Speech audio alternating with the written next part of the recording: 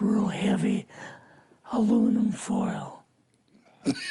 We could rock next to it, and you could rock it. The whole thing probably weighed 150, 300 pounds. Could they tell what the source of power was of this craft? Yeah, it was like a reverse gravitational thing of some kind. In fact, one later on, I got the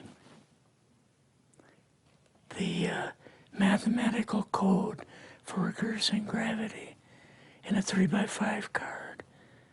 I guess there are different types of grays and so on. How did you see that evidence?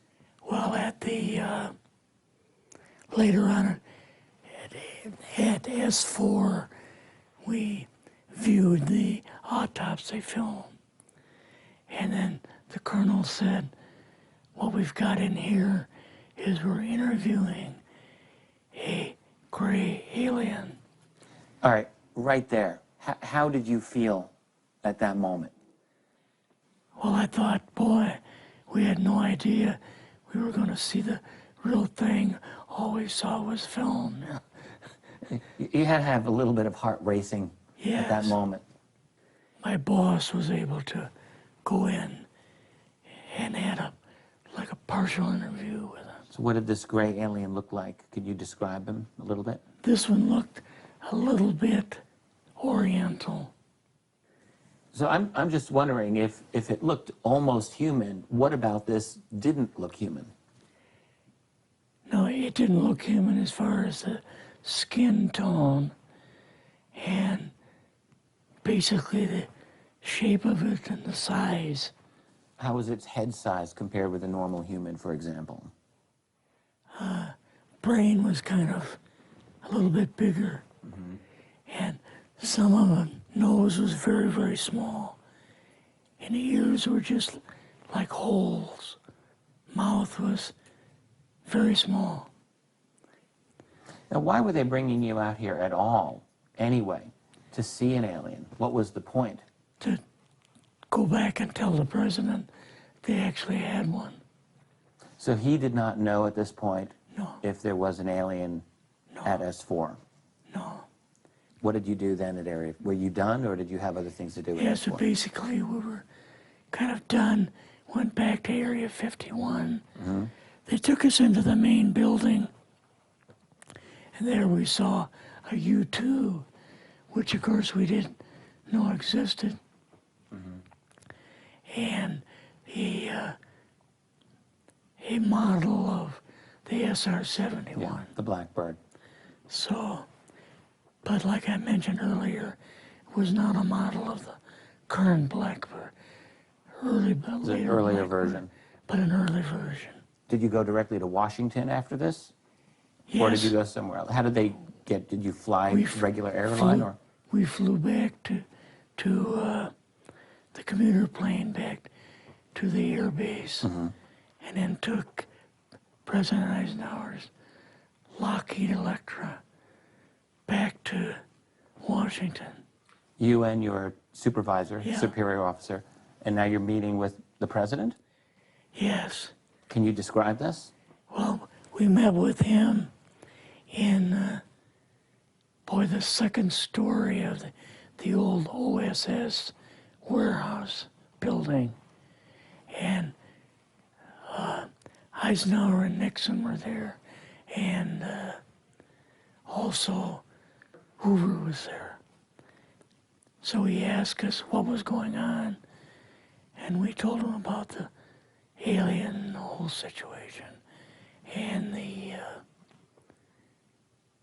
black projects and so on, and he was just totally shocked.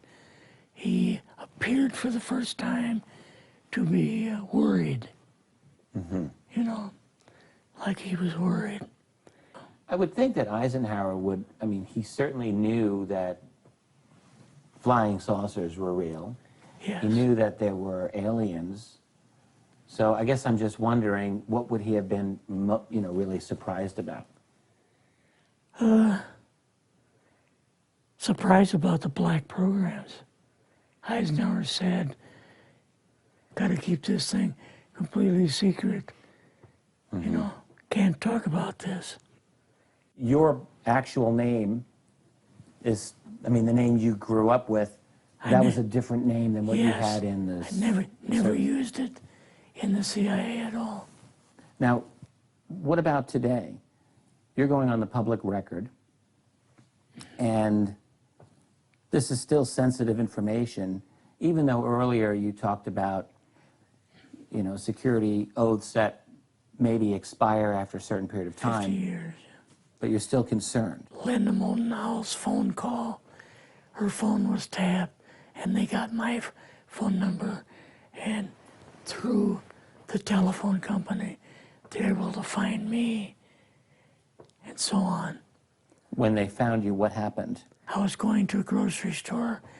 Two guys in a black suits come out of a black Lincoln town car and came over to see me. And they told me that I better not publish anything or talk to Linda about any more things.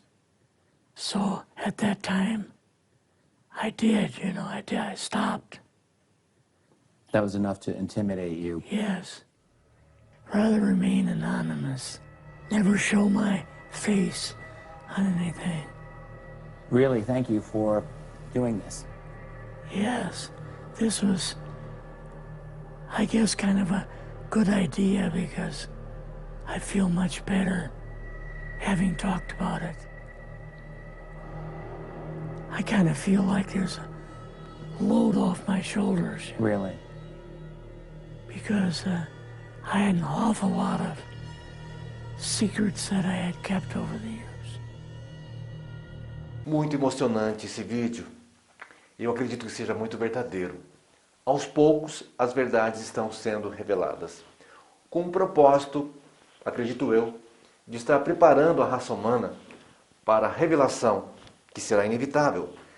E a chegada de seres de outro planeta em nosso planeta Terra é inevitável. Estamos separados há milhões de anos-luz, ou milhares de anos-luz, dos próximos planetas mais próximos. Para quem não sabe, a velocidade da luz é 300 mil quilômetros por segundo.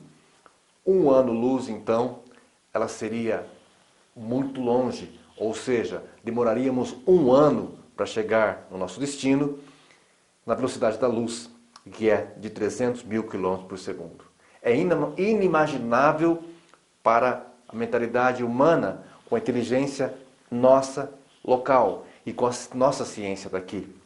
Bem, esse foi o programa de hoje, foi o episódio de hoje em busca dos extraterrestres aqui no canal Extraterrestres Galaxy. Você é meu convidado para a próxima semana com o próximo vídeo. Até lá!